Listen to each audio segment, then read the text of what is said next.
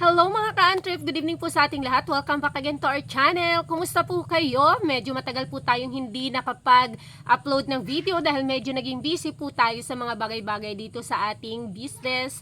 At shoutout po sa mga bago pa lang dito sa ating channel. Kung hindi ka pa nakapag-subscribe, pakiclick po yung subscribe button at pakiclick na rin po ng notification bell para ma-notify kayo sa mga susunod pa nating upload na videos. At shoutout po sa ka-antrip natin po na nagtanong kung paano daw ba pasahuran ang ating mga mekaniko dito sa ating motorcycle and repair shop or motor shop and repair shop. Motorcycle parts and accessories and repair shop.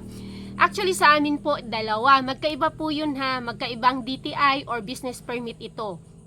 Itong aming motor parts, itong ARBS Trading ay iba po sa repair shop. So, ito ay motor parts business and accessories although naka-trading po siya. And yun yung repair shop po na nandito rin sa ating isang building, sa vicinity ng ating building ay nakaseparate po ang kanyang business permit DTI into RAS, motorcycle repair shop. So, yun po yun. Ngayon ang tanong ng ka-antrip natin, paano ba pasahurin or paano ba pasahuran ang ating mga mekaniko dito sa ating repair shop, motorcycle and repair shop, diba? So, marami mga ka-antrip sa medyo matagal na rin po ako sa ganitong industry.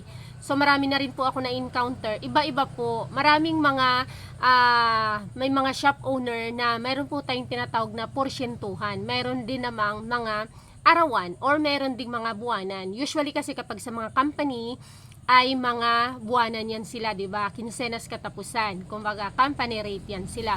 Meron namang ibang mga shop owner na depende sa location kung magkano yung mga pasahuran nila doon, ay ganun din ang pasahod nila sa kanilang mga mekaniko. Halimbawa, 350 per day or 500 per day, 600 per day. Yun, depende sa location.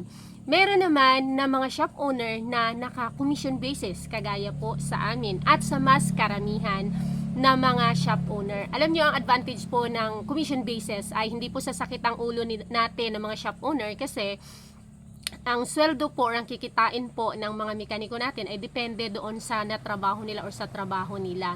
Ibig sabihin, maiiwasan ang petiks-petiks, maiiwasan ang mga pabanjing-banjing sa trabaho kasi kung wala silang trabaho, wala silang kita.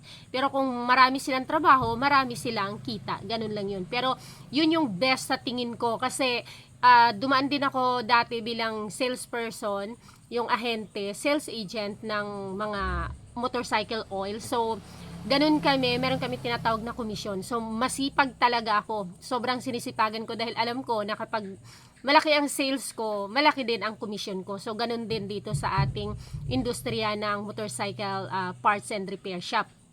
So, ganito mga ka-antrip. Pagdating doon sa, kung halimbawa ibuwanan mo siya, depende kasi kung may mga mekaniko po na hindi papayag ng buwanan na maliit lang kasi malaki po talaga ang kita ng mga mekaniko kapag sila po ay nasa shop. Lalo na kung malaki ang shop mo, kompleto ang stocks inventory mo, kompleto ang mga tools mo. So, medyo malaki ang kinikita ng mga mekaniko dyan. Ngayon, kung hindi sila papayag ng anuhan mo lang sila ng 350, 450, 500, so talo sila doon.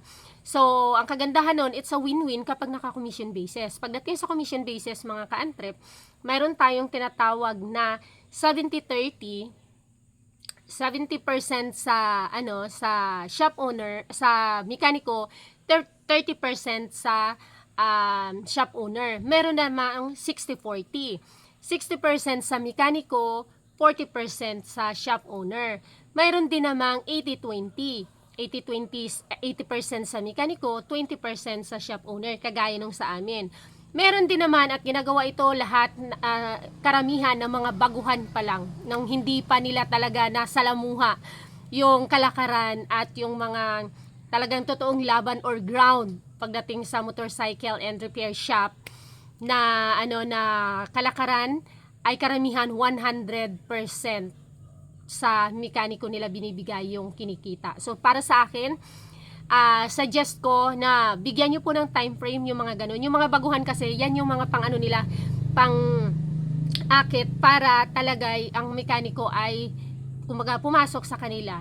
Pero hindi po yun ang magiging assurance po natin. Alam nyo kung bakit? Dahil kung walang laman ang shop po natin at wala tayong mga customers ay medyo hindi rin talaga mananalo doon yung ating mekaniko dahil nga wala tayong masyadong customer. So, yun yung mga yun yung mga offer ng mga baguhan pa lang. So, doon sa 60-40, depende po kasi sa inyo kung ano yung mga inclusions nyo. Halimbawa, free na ang breakfast, free na ang lunch, free na ang coffee, free na ang tinapay, kung ano mga pa-free.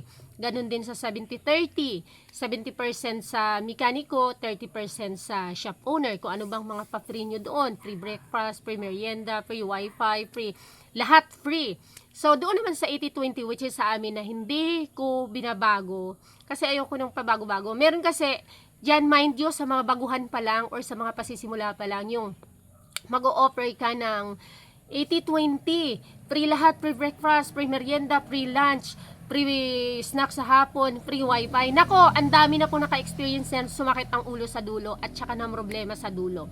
Alam nyo kung bakit mga ka-antrip, bago pa lang kayo, hindi nyo pa alam yung mga susunod na mangyayari.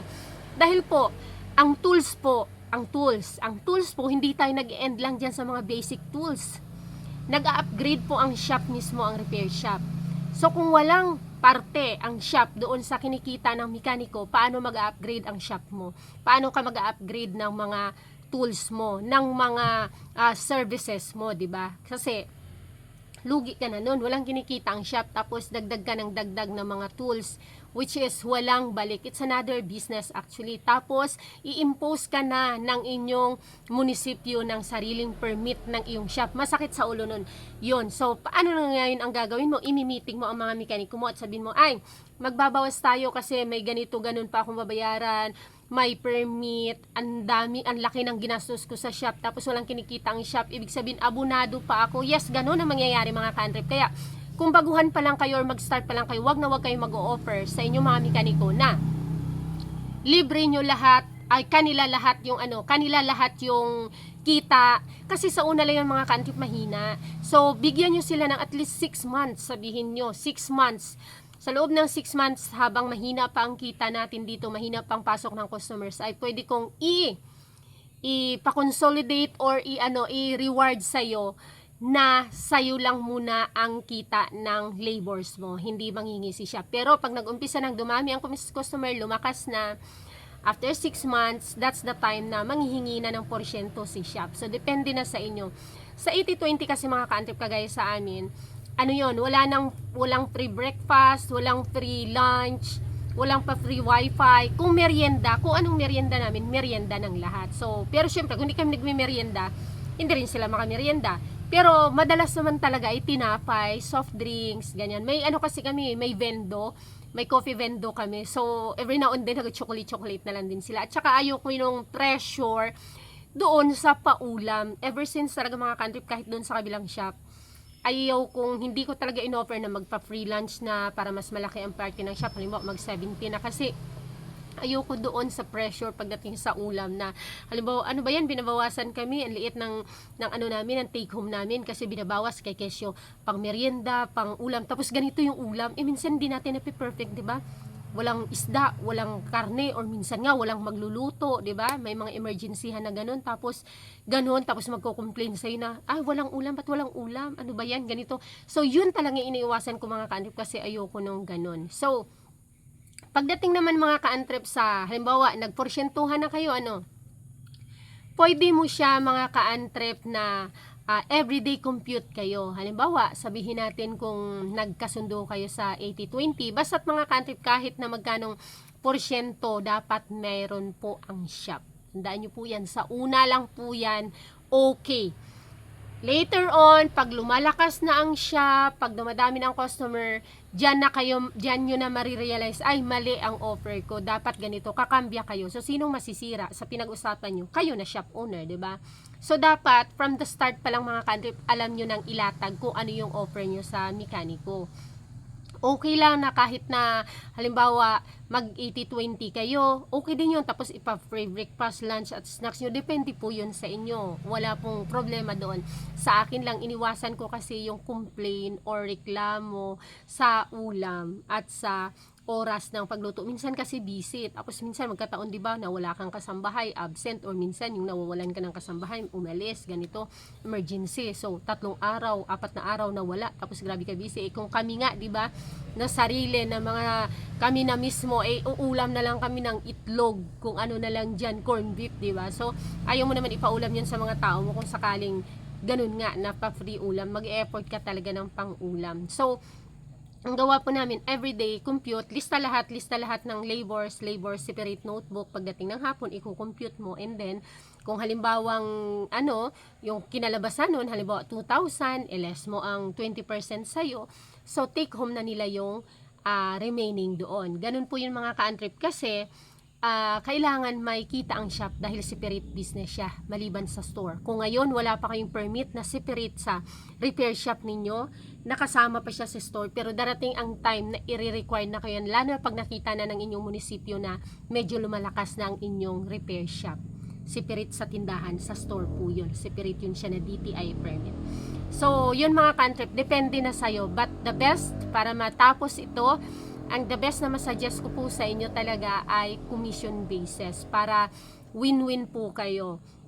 Sakaling tatamad-tamad ang mekaniko mo, ngayon, yan lang kikitain niya. So, manghihinayang siya. Pero kung masipag siya, maagang pumasok, hindi nagmamadaling umuwi na may mga customers pa, malaki din ang take home niya. At yun din ang pinakagusto ng mga mekaniko, na mga masisipag. So, kung yung mga mekaniko papayag na ganito lang ang per day nila, malamang hindi yun masipag at hindi yun maano sa trabaho niya. Hindi yun alam niyo, maliksi sa trabaho niya. Tamang papetiks-petiks lang din.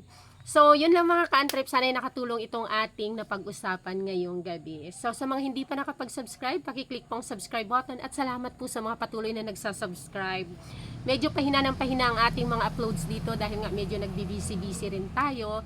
Kaya, salamat po sa inyo. See you on my next video. Please like this video kung nagustuhan at pakishare na rin po sa inyong mga kakilala at kaibigan at kamag-anak. Bye-bye!